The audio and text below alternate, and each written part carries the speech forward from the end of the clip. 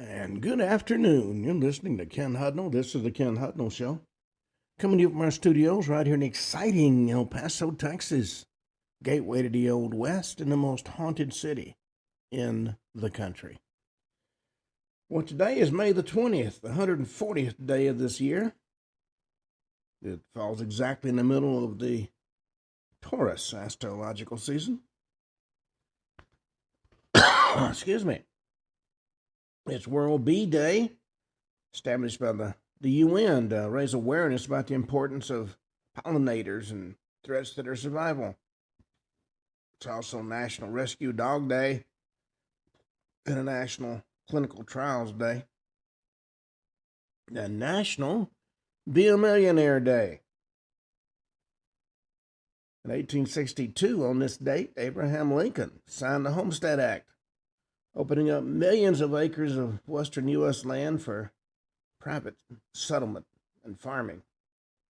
And then, of course, one of my favorite occurrences, in 1873, Levi Strauss and Jacob Davis got a patent for the jeans reinforced with copper rivets. And I've loved blue jeans since I was old enough to put a pair on. Well, let's see what stories we have in the news today, because there's always something going on. Something you need to be aware of. Well, we got primaries going on. Kentucky voters delivered the verdict on Thomas Massie in a record-shattering House primary. The former Navy SEAL, President Trump backed him, delivered a major blow to Massie in a fiery GOP primary. President Trump scored another victory in his revenge campaign against a lot of GOP critics, flexing his grip on the Republican Party. Trump backed Ed Galen, former Navy SEAL and Kentucky farmer, defeated the president's longtime antagonist, Representative Thomas Massie, Republican of Kentucky. He's one of those that voted to impeach Trump.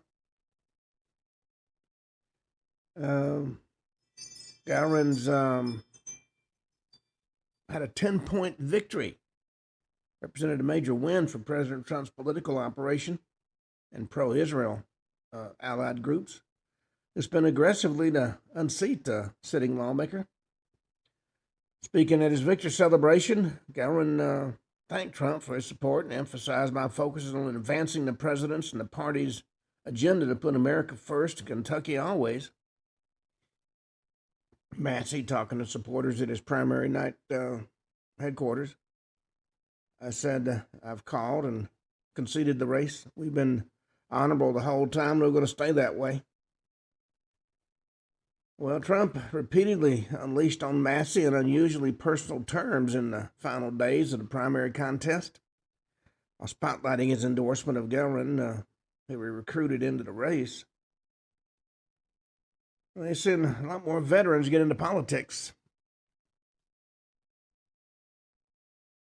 Texas Democrat Maureen Galindo faces backlash for pledging to imprison American Zionists at the ICE facility. Democratic House candidate from Texas is fielding criticism from some of her own party after she pledged to send American Zionists to a facility currently being used to detain undocumented immigrants. Maureen Galindo said she would turn the Cames ICE Detention Center into a prison for American Zionists and former ICE officers for human trafficking. You know, some of the Democrats don't seem to understand what it means to be an illegal immigrant. By definition, you're violating the law. But their theory is if they protect them, they'll vote Democrat the rest of their lives. I know when I went to my local congresswoman, who I helped get elected, and told her I had an issue with the VA, her people laughed and said, we don't have time for the problems of veterans. we've got all these undocumented immigrants got to get into this country. So that showed me how she was going. Well, according to Galindo, who talks about herself in the third person, it'd be a castration processing center for pedophiles, which will probably be most of the Zionists. She's a sex therapist and housing activist running for a seat in the newly redrawn 35th Congressional District, facing Johnny Garcia in a primary runoff. A runoff campaign also has drawn attention amid reports that a mystery super PAC with ties to Republicans has spent heavily in Democratic primaries to boost progressive candidates viewed as easier general election opponents. Which, of course, if you've got the money, is an interesting theory. Well, 3 were stabbed at a crowded Rhode Island beach as hundreds of teens packed the area, according to police. The victims were found at Narragansett Town Beach after police officers responded to the crowded scene amid reports of violence. 3 unidentified individuals sustained minor stab wounds and were taken to a local hospital for treatment. Suspects have not been identified. No arrests have been made in connection to the stabbings. But several other disturbances broke out as hundreds of people on the beach attempted to leave simultaneously. Multiple law enforcement agencies responded to the scene. And a lot of these beach events are turning into major brawls, and I don't know what's bringing that about. Well, Trump-backed governor wins the GOP primary for a third term after running on deregulation and tax cuts. I'm talking about Governor Brad Little, Republican of Idaho, one step closer to the third term after vanquishing a crowded field of challengers on Tuesday. He defeated 7 opponents in Idaho's Republican gubernatorial primary, according to the Associated Press. He's backed by President Trump, who gave the incumbent his complete and total endorsement before he publicly announced his re-election decision. Several Republicans challenged him from the right, including retired police officer Mark Fitzpatrick. The lesser-known candidate faced scrutiny over his comments toward the members of the Church of Jesus Christ of Latter-day Saints, which in that state, that is an important constituency. These days, you got to be careful about everything you say, or do, for that matter. Well, we've got a sad note. One of America's oldest beer brands has been discontinued after 177 years. Schlitz Premium is heading into retirement after nearly almost 200 years, confirming the iconic brand is being put on hiatus. It was once the dominant beer brand, being continued after more than 175 years. Schlitz Premium, a beer brand that traces its roots to Milwaukee in the 1840s, once among the largest breweries in the country, according to the parent company, Pabst Brewing Company. The Wisconsin Brewing Company announced it would brew the brand's final batch later this month. Now, the cost cuts are causing a lot of changes. Well, the squad endorsed socialist as won a heated primary to represent America's birthplace. Excuse me. Philadelphia's Chris Rabb, a far-left state lawmaker backed by the squad. That's a bunch of socialists who've gotten positions in Congress, led by the indomitable AOC. But he won the crowded and at times heated Democratic primary contest for Pennsylvania's 3rd Congressional District. That district, which is rated the most Democratic in the nation, includes much of Center City, all of North Philadelphia and West Philadelphia, one of the few black majority districts in the country, with Tuesday night's results essentially foreshadowing November's likely outcome. Rabb, whose district includes Mount Airy and West Oak Lane, celebrated endorsements from progressive figures such as members of the squad.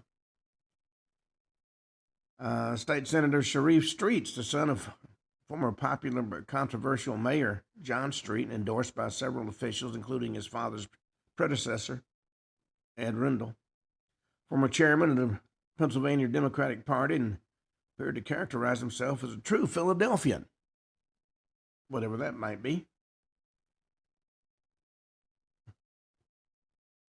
Well, Plattner's deleted Reddit sparks outrage again as he prepares to mock a wounded soldier. He said he didn't deserve to live. Democratic Maine Senate candidate Graham Plattner's deleted Reddit account has continued to cause headaches for his campaign in recent months. And a recently resurfaced post appeared to mock a U.S. soldier almost killed in combat. That's stirring up a whole lot more controversy. Reddit account user P. Hustle said this video never gets old, which that account Plattner did acknowledge he owned. It's posted June 2019 in reference to a viral video from the helmet cam of PFC Ted Daniels, taken during a battle with Taliban fighters in 2012, ended in Daniels being shot 4 times. Well, it's interesting to see all this anti-military rhetoric coming from folks who had no idea what serving means. As a disabled veteran, of course, I'm not a fan of this type of carrying on. Well, Iran is gambling President Trump's going to cave in and give them what they want. Hadn't gone too well for him so far. As reports emerge of a possible new phase of confrontation between the U.S. and the Islamic Republic, one reality is becoming increasingly clear. The ruling system in Tehran really doesn't fully understand President Trump, and they don't believe he's prepared to go beyond pressure and fundamentally alter the balance of power. Well, history doesn't remember those who merely manage crisis, remember those who confront and dismantle the ideologies that produce them. 20th century proves that. Nazism, fascism, and communism once appeared immovable, but each ultimately collapsed under sustained and determined pressure. Islamic Republic of Iran belongs to that same category. It's not a state that evolves toward a modern nation. It's an ideological system that sustains itself through repression, deception, and expansion. We'll see what comes of its hardline approach. I don't think a hardline is going to work with President Trump. When Landman star Ellie Larter wows in a stunning selfie that she shows off a rugged mountain lifestyle. In a new Instagram dump, 50-year-old actress stunned in a series of photos featuring her in a white button-down collared shirt and big black sunglasses. The caption said, "Spring is sprung in the mountains," and she accessorized that look with a diamond necklace and bold lipstick. She posed looking down at the camera with the sun shining behind her. Well, an iconic Las Vegas burger joint is closing its doors, blaming rising costs for the city's decline. The Heart Attack Grill, the over-the-top Las Vegas restaurant known for its calorie-loaded bypass burger and hospital-themed servers, announced this week it's going to close its Sin City doors. That restaurant was founded by John Basso in Chandler, Arizona in 2005. Relocated to downtown Las Vegas in 2011. And it's known for its unapologetically indulgent menu, including massive burgers and fries cooked in imperial lard and even unfiltered cigarettes. Some of the Heart Attack Grill's most provocative gimmicks include public spankings for customers who fail to finish their meals, free food for patrons weighing more than 350 pounds. In a statement on its website, the Heart Attack Grill said it would not be renewing its long-term lease. Well, a lot of things that folks come to depend on are changing or leaving here in the 21st century. Well, a tourist hovercraft capsized without warning, left passengers fighting to survive. A tourist outing on the frozen edges of Siberia's Lake Baikal ended in tragedy after a hovercraft carrying travelers overturned in frigid waters. 5 people died and sparked a large-scale rescue effort. That's according to Russia's Ministry of Emergency Situations and is cited by local media, Interfax and Pravda. Emergency officials said the vessel, a severed 750 airboat designed to travel across both ice and water, capsizes offshore with 18 people on board. Rescue crews managed to pull 13 survivors out of the lake, including a child. 5 others were pronounced dead at the scene. According to updated information, though, there were 18 people on board the boat, 13, including a child, were rescued. But again, statistics show 5 died. The group have been traveling as part of a guided tour near Lake Baikal, the world's deepest freshwater lake, one of Siberia's most popular tourist destinations. That's according to Russian media outlets.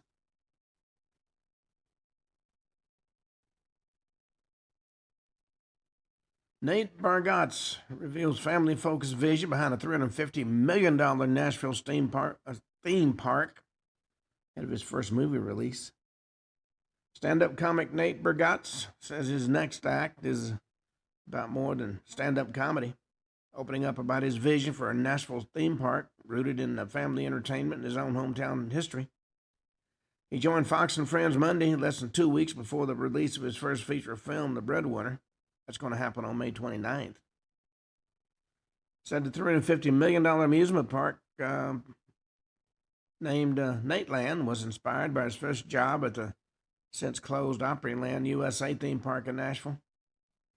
That idea came as he met the height of stand-up success, selling out arenas, he said. Began to wonder what he was going to do next. If he was going to just focus on arenas or that kind of thing, it felt like it was going to be too much for him. He wanted to focus on a place he could have for people to bring their families to, destinations to create memories with your families. You didn't think there's a whole lot of that going on right now, and he's absolutely right. Well, NFL influencer Annie Agar pushed back on Ozempic accusations after her latest pictures went viral. NFL social media influencer Annie Agar, been quite the hot name on the internet for some time now. Got her start as a content creator doing comedic videos on a bevy of subjects surrounding the NFL. And her stars exploded in the last couple of years. With internet fame, though, comes the unfortunate downside of constantly being under a microscope. Got another reminder of the dark side of social media after a few recent posts showed her looking thinner than usual. She said, with how easy it is to get your hands on weight loss drugs like Ozempic or other GLP-1 these days, the accusation started immediately flying about whether or not she was taking over-the-counter drugs to help you lose weight. It's a fairly common sight these days, see celebrities losing a shocking amount of weight over a short period of time. With Demi Moore being one of the latest to field accusations, she's abusing Ozempic with her ultra-skinny look at Cannes earlier this month. Well, somebody's always got to poke criticisms at others, whether they know what they're talking about or not. Well, a woman died after plunging into an uncovered manhole outside a luxury store. This was Midtown Manhattan, late Monday night. Woman died after falling through an uncovered manhole. 56-year-old woman was found unconscious and unresponsive inside an uncovered manhole in front of 653 Fifth Avenue near East 52nd Street. She was found about 11:19 in the evening. Police responded to a 911 call for an aided person arrived to find the woman inside the manhole within the confines of the Midtown North Precinct. That area is part of one of Manhattan's busiest shopping and tourist corridors, lined with luxury retailers, office towers, and hotels. She was taken to the New York Presbyterian Will Cornell Medical Center, where she was pronounced dead. Having spent a couple of 3 years in Manhattan, I can tell you it'd be very easy if you weren't paying attention to fall through a manhole. Harrison Ford urges Arizona State graduates to extend social justice and prevent mass extinction. The He said, extend the social justice to clean up the environmental issues his generation left behind. The Star Wars and Indiana Jones actor gave the commencement speech during a graduation ceremony May 11th. We got an honorary Doctor of Arts and Humane Letters degree for his work in conservation. His background in fighting climate change was a significant theme throughout the speech as he warned students about the need for cultural change to prevent the mass extinction caused by corruption and global warming. Well, I have yet to see concrete evidence, and I've looked, that global warming is more than just doomsayers. Well, a longtime news anchor turned House candidate won the Democratic primary in a key Pennsylvania district. Democrat Janelle Stelson, longtime former anchor for Lancaster's NBC affiliate, defeated Dauphin County Commissioner Justin Douglas in a battle to take on one of the more endangered Republicans in the House, Freedom Caucus stalwart Scott Perry. Perry of Dillsburg was an ally of Elon Musk's Doge endeavor and staked out reliably conservative positions on most issues. Chairing the Freedom Caucus in 2022, but barely held on to a seat in 2024 against Stelson by just a few thousand votes. Stelson criticized for reportedly retaining a residence in Lancaster, which is Representative Lloyd Smucker's district, while running in Perry's district, which covers much of her former news station coverage areas. As of 2025, Stelson moved to a rental property in East Pennsboro Township across the Susquehanna River from Harrisburg. That's according to the New York Daily Record, which reported on the controversy. There are a number of well-known politicos don't really live in the areas they're running in, but hey, they're Democrats, so who cares? Well, she does have the distinction of being a long-time registered Republican before changing her affiliation during the Trump era, according to local reports. While she has the support of Governor Josh Shapiro, she admitted in an NBC Harrisburg interview she differs from some of her party on certain issues, and that in most cases with the Democratic Party is a death knell for your campaign.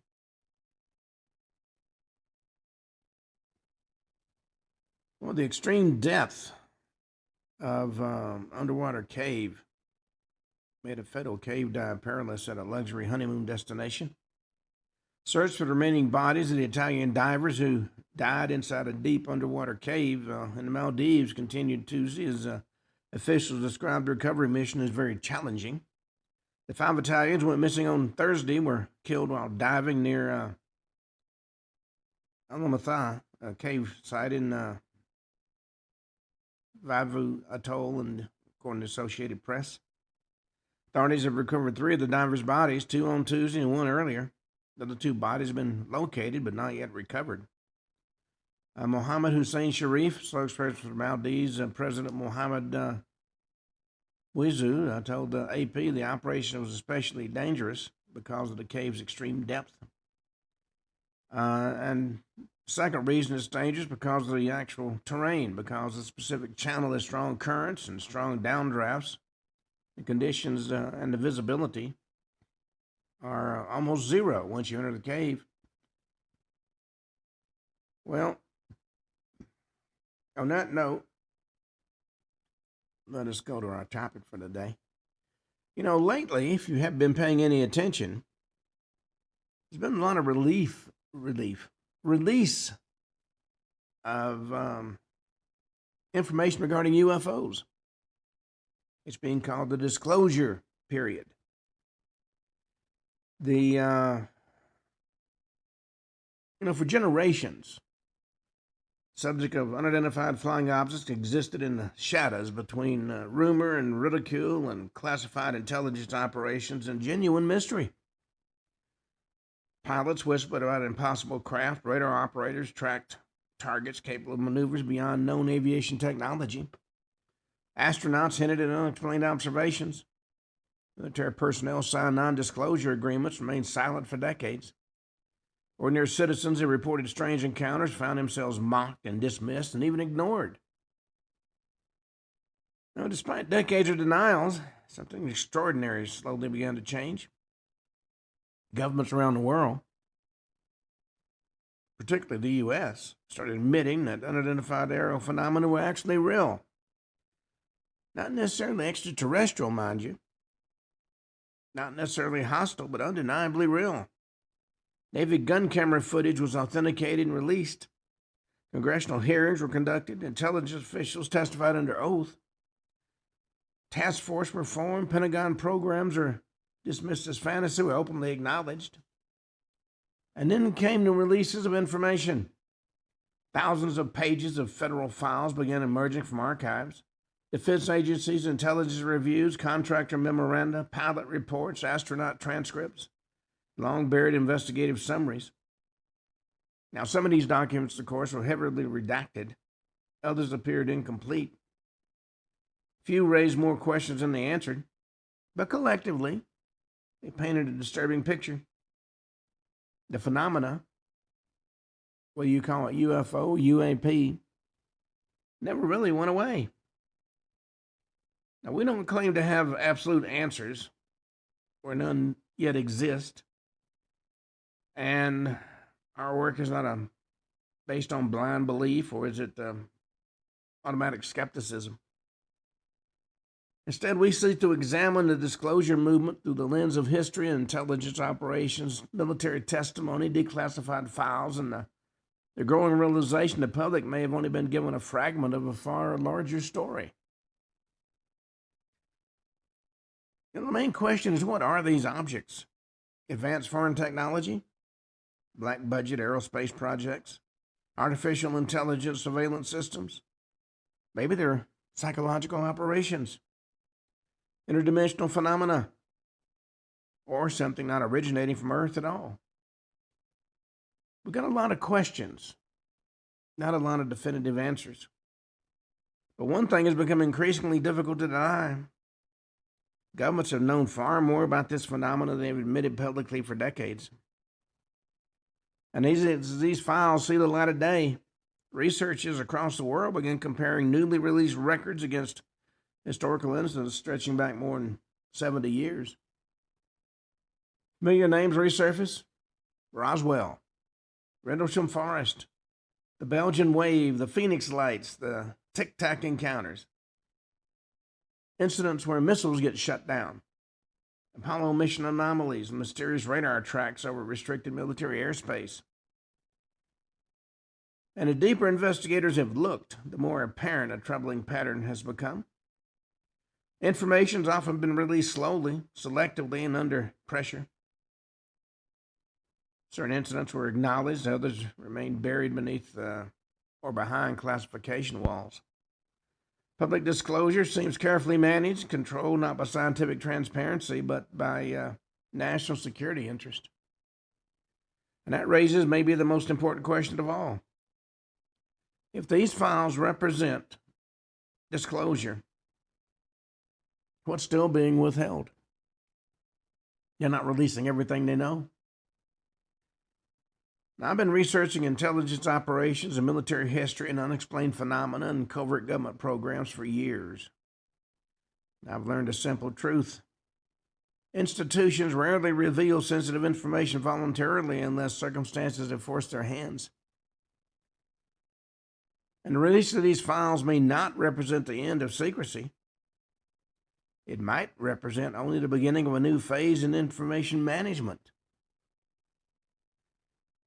Well, as we go through what we've called the UFO disclosure files, we're going to explore the history leading to the modern disclosure era, the newly released records themselves, the people behind the investigations, the unanswered mysteries still hidden beneath layers of bureaucracy and classification. Now, some folks are going to look at what we are producing as true believers. Others are going to come as skeptics. I welcome both perspectives. The evidence deserves examination regardless of personal opinion, because whether the ultimate explanation proves terrestrial extraterrestrial, psychological, technological, or something entirely unforeseen. The implications, no matter what you think, are actually profound. Humanity may be confronting one of the greatest mysteries in recorded history.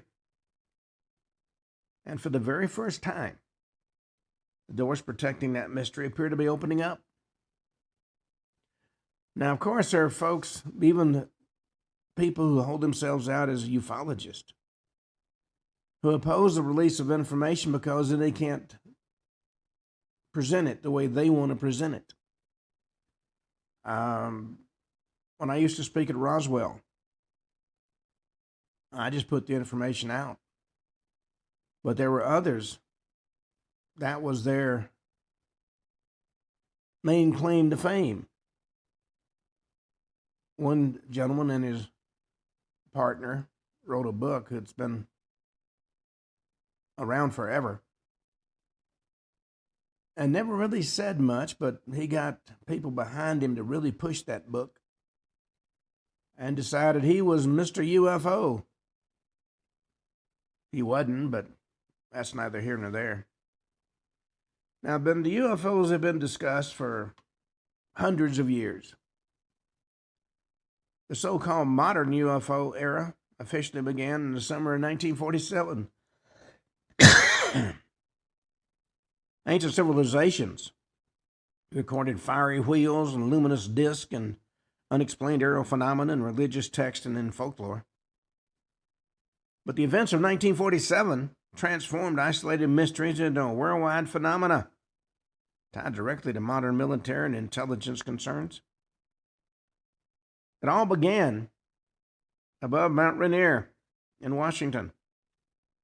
Kenneth Arnold reported seeing 9 crescent-shaped objects moving at extraordinary speed across the sky. He later described their motion as resembling a saucer skipping across the water. Well, newspapers immediately took his statement and modified the description, and the phrase flying saucer was born almost overnight. Within days, reports exploded across the U.S.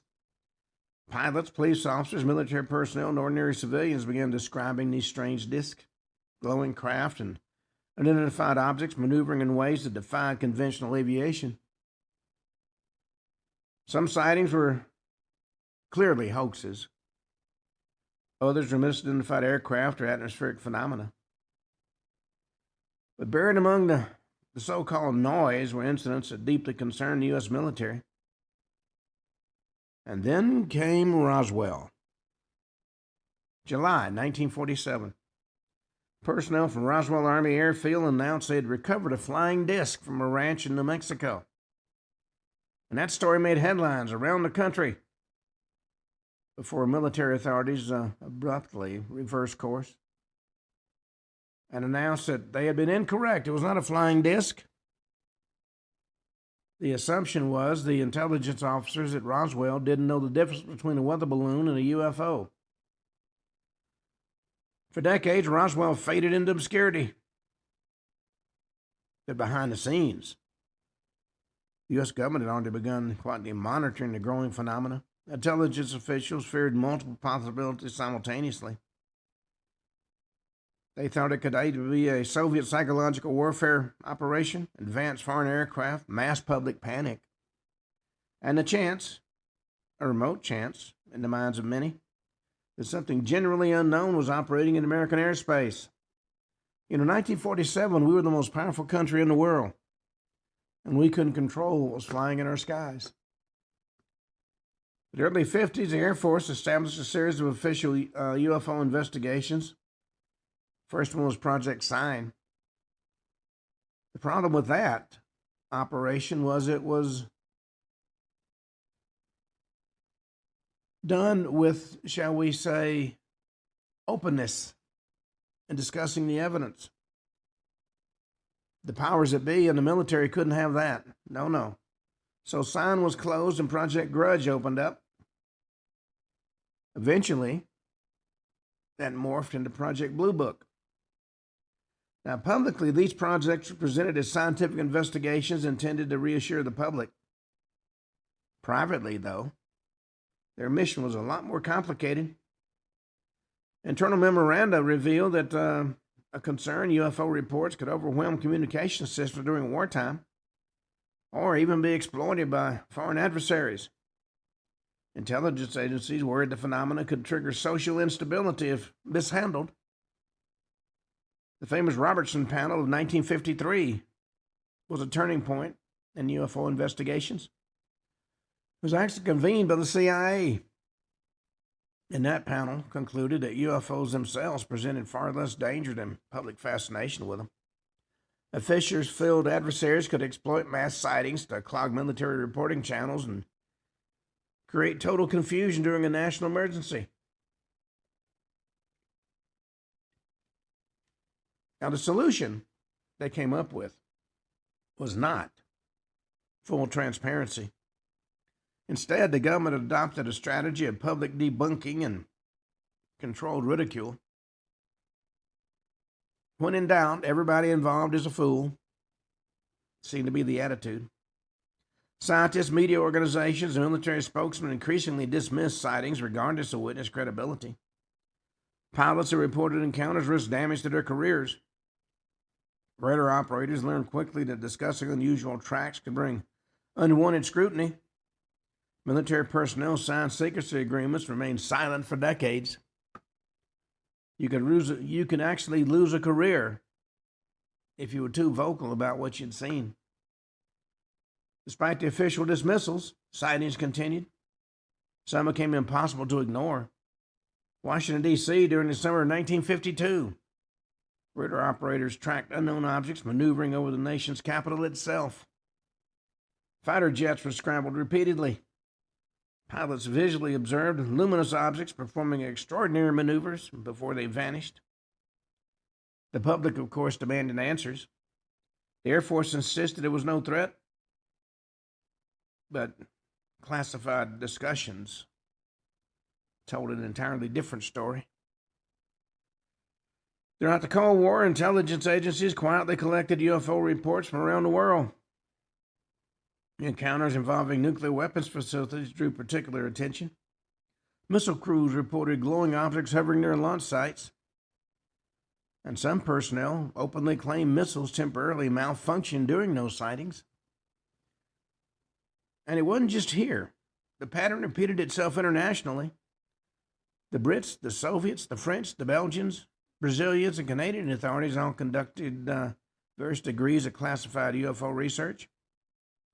Officially, most governments dismissed the phenomenon publicly while quietly investigating it behind closed doors. And then came the astronauts. America's space program introduced an entirely new dimension to the mystery. Rumors circulated about unexplained objects seen during Gemini and Apollo missions. Some astronauts denied witnessing anything unusual. Others hinted carefully at incidents they refused to fully discuss publicly. And over time, the disturbing contradiction emerged. Publicly, the phenomena was nonsense. Privately, governments kept studying it. Millions of dollars were spent in those studies. That contradiction would persist for decades. But eventually, the walls of secrecy would begin to crack. Now, if you want to know more about the topic I'm discussing, go to Amazon.com, go to Kindle, look up Ken Hudnall under authors. And this particular book we came out with is called the UFO Disclosure Files. What the government finally released and what they didn't. We've now got 140 published titles. Well, for years, the U.S. government insisted it no longer seriously investigated UFOs after the disclosure of Project Blue Book in 1969. Officials repeatedly claimed there was no evidence unidentified aerial phenomena represented advanced technology, extraterrestrial craft, or even a national security threat. But unfortunately, those assurances proved misleading. Hidden behind layers of classified funding and bureaucratic compartmentalization, multiple government-connected investigations quietly continued. One of the most controversial involved a program few Americans had ever heard of until recently: the Advanced Aerospace Threat Identification Program, also known as AATIP. The existence of this organization became public after explosive revelations from former intelligence officials and investigative reporters. The program reportedly operated within the Department of Defense and examined military encounters involving unexplained aerial phenomena. According to officials associated with the project, investigators analyzed radar data, infrared footage, pilot testimony, aerospace capabilities, and encounters involving objects demonstrating extraordinary performance. The program's existence stunned the public. For decades, Americans have been assured the government no longer took UFOs seriously. And yet, here was evidence that the Pentagon had quietly continued monitoring the phenomena. And of course, the most famous incident tied to the ATIP involved the USS Nimitz carrier strike group in 2004. Navy pilots operating off the California coast encountered a bizarre white object they later nicknamed the Tic Tac. Radar operators tracked the object descending from high altitude to sea level in just seconds. Pilots described a smooth, wingless craft capable of abrupt maneuvers impossible for known aircraft to emulate. Commander David Fravor later described the encounter publicly. According to Fravor, the object appeared aware of his aircraft and reacted intelligent to his movements before accelerating away at an astonishing speed.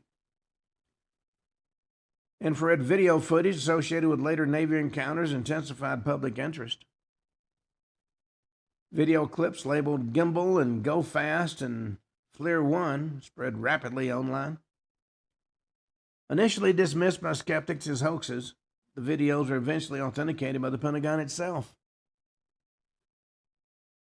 Well, suddenly, the conversation changed. The issue was no longer limited to civilians claiming mysterious lights in the sky.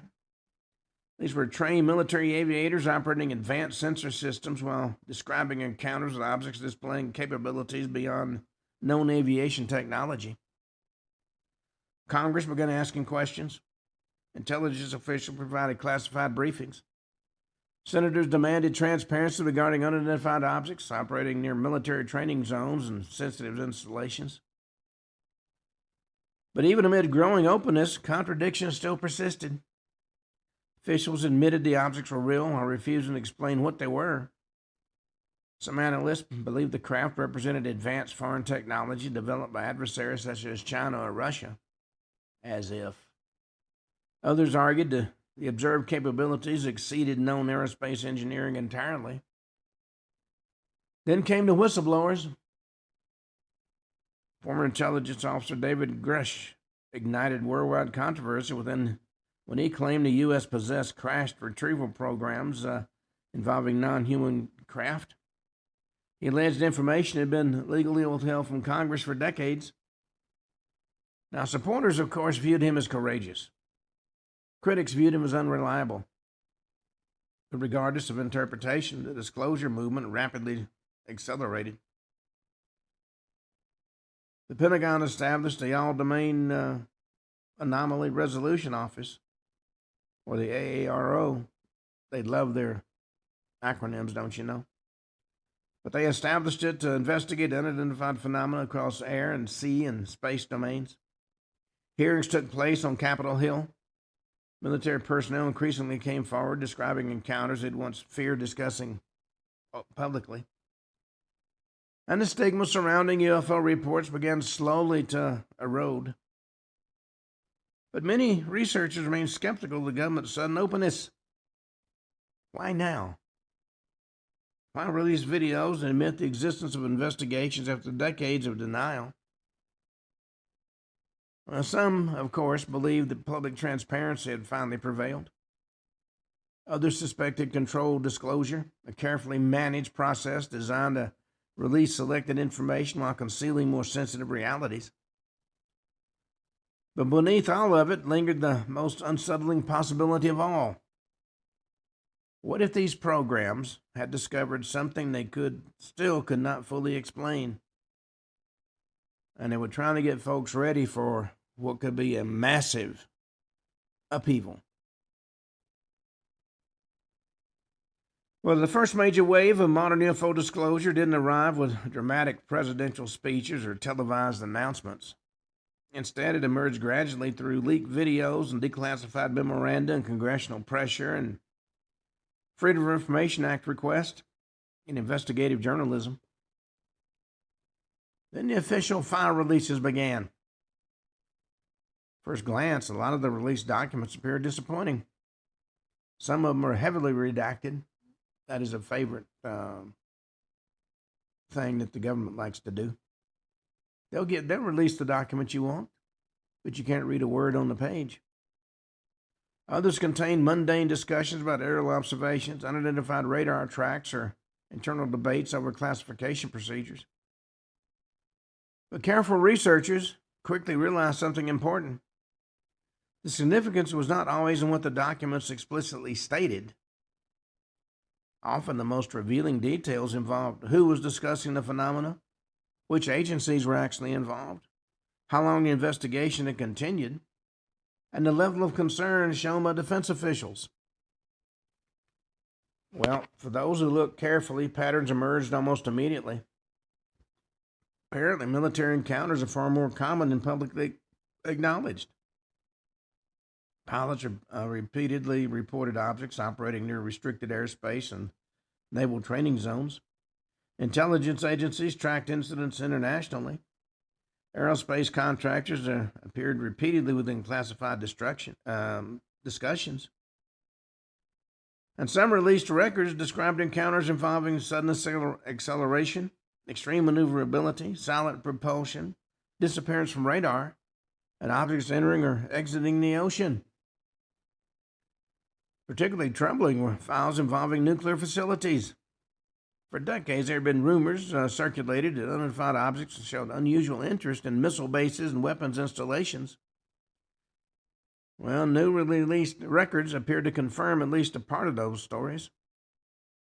Former missile officers describe luminous objects hovering near launch facilities.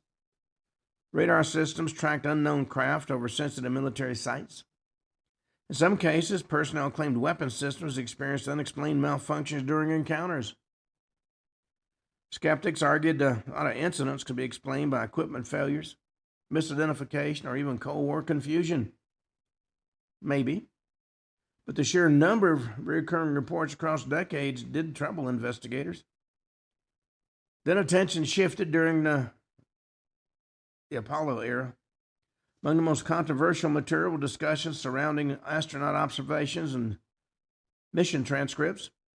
Some researchers claim portions of NASA communications had long been sanitized or withheld from the public. Stories resurfaced involving unexplained lights near spacecraft, unusual objects tracked during lunar missions, and astronauts who later hinted at encounters they refused to fully describe publicly. Well, most mainstream scientists rejected extraterrestrial interpretations, of course. Still, public fascination did explode. The more files emerged, the clearer it became that the government's historical public position had been incomplete at best. Even so, the releases themselves raised suspicion. Why were certain documents suddenly becoming available after decades of secrecy? Why were some files only partially declassified? Why did intelligence agencies continue resisting broader disclosure efforts? Well, to a lot of researchers, the answer seemed obvious. The releases were being controlled. Governments were revealing enough information to acknowledge the phenomena without exposing deeper classified realities. And whether these realities involved extraterrestrial technology, advanced aerospace programs, intelligence operations, or a combination of all three remained uncertain. But one conclusion became increasingly difficult to avoid. The UFO issue had never truly disappeared. It had merely been hidden behind walls of secrecy. And now those walls are beginning to crack and crumble. Well, long before the modern disclosure era, rumors swirled about America's Apollo moon missions. Now, some stories, of course, are clearly exaggerated. Others originated from tabloid sensationalism and conspiracy culture. But beneath the noise existed a persistent belief that astronauts had witnessed unexplained phenomena during humanity's journey beyond Earth. Newly released files reignited those suspicions. Now, researchers examining declassified records discovered references to astronaut reports, mission anomalies, and unexplained visual observations, as well as internal discussions regarding unidentified objects seen during space operations. None of the documents openly declared extraterrestrial visitation, of course, but they did reveal something important. NASA and the military officials took unusual observations far more seriously than the public realized. During the Apollo era, astronauts operated under intense pressure. Every word spoken during missions was monitored, recorded, and reviewed by government officials. Public confidence in the moon program was considered strategically vital during the Cold War competition with the Soviet Union. An unexplained event carried potential consequences. Throughout the Gemini and Apollo programs, astronauts occasionally reported flashing lights and drifting objects and unexplained reflections and strange movements outside spacecraft windows, as well as radar anomalies. A lot of incidents had conventional explanations. Ice particles, perhaps, equipment debris, optical effects in space could easily produce confusing visuals. But some reports did remain unresolved. Apollo 11 generated decades of speculation after rumors spread that astronauts observed unusual objects on the lunar surface. Now, of course, most historians dismiss those claims as distortions or misunderstandings of mission communications. But in spite of that, the fascination never faded. As Apollo 17 drew renewed attention after portions of mission transcripts reportedly referenced unidentified luminous phenomena observed during the flight, skeptics again pointed toward ordinary explanations. But researchers noted that certain conversations appeared unusually cautious and heavily technical. The release of additional federal files added fuel to the fire, of course. Documents referenced unknown objects and tracking anomalies, and restricted analysis circulated widely online. Social media exploded with claims that governments profoundly admitted astronauts had encountered something extraordinary in space. Reality proved a lot more complicated, though. The files didn't provide definitive proof of alien contact. What they did reveal was an ongoing internal concern regarding unidentified observations made during both atmospheric and space operations. And even more significant, of course, was the military overlap. NASA never operated entirely separate from national security interests, and very few people know that in its charter, NASA was originally part of the Department of Defense. During the Cold War, aerospace technology, surveillance systems, missile research, and space exploration all intersected with defense and intelligence agencies. That overlap created fertile ground for secrecy. Some researchers believed unexplained Apollo incidents may have involved classified military technology unknown even to the astronauts themselves. Others argued that sightings pointed toward genuinely unknown phenomena operating beyond the Earth. And then, of course, there was the moon itself. For decades, theorists have speculated about anomalous structures and unusual photographs and unexplained surface features captured during lunar missions. Most scientists dismiss these claims as misinterpretations of shadows and geological formations or image artifacts. But public fascination has remained intense. And why might that be? Because the moon occupies a unique place in human imagination. It's close enough to explore, but distant enough to preserve mystery. Every unexplained photograph, every missing transmission, every unusual transcript becomes fertile ground for speculation. Newly released files have reopened that debate in dramatic fashion. And if nothing else, they demonstrate one undeniable truth. Even during humanity's greatest technological triumphs, astronauts occasionally encountered things they couldn't immediately explain. And somewhere, deep within the archives of governments and intelligence agencies, additional answers may still remain hidden. At one point, one of the astronauts made mention of the fact that it really was a Santa Claus, which a lot of folks interpreted to mean that they had seen something flying they couldn't explain, and that was their code for it. Maybe yes, maybe no. One of the most disturbing patterns to emerge from decades of UFO investigations involving nuclear weapons facilities. We referenced that earlier. Again and again, military personnel stationed at some of the most heavily guarded installations on Earth reported encounters of unidentified aerial phenomena operating near missile silos and bomber bases and strategic defense sites. For years, these stories circulated quietly among veterans and researchers and intelligence insiders. Skeptics dismissed them as rumor, exaggeration, or Cold War paranoia. Then portions of the files began to surface. Suddenly, incidents once considered fringe conspiracy theories appeared tied to actual military records, witness interviews, radar data, and classified investigative memoranda. The implications were unsettling. Why would unidentified objects appear repeatedly near nuclear facilities? That pattern stretched back to the earliest years of the atomic age. Shortly after the U.S. detonated the first nuclear weapon, reports of strange aerial phenomena increased dramatically around military installations connected to atomic research and missile development. Los Alamos, Oak Ridge, Hanford, and later missile fields across the American West. Personnel described luminous craft maneuvering over restricted zones. Security teams filed reports involving glowing objects hovering silently over sensitive areas before accelerating away at impossible speeds.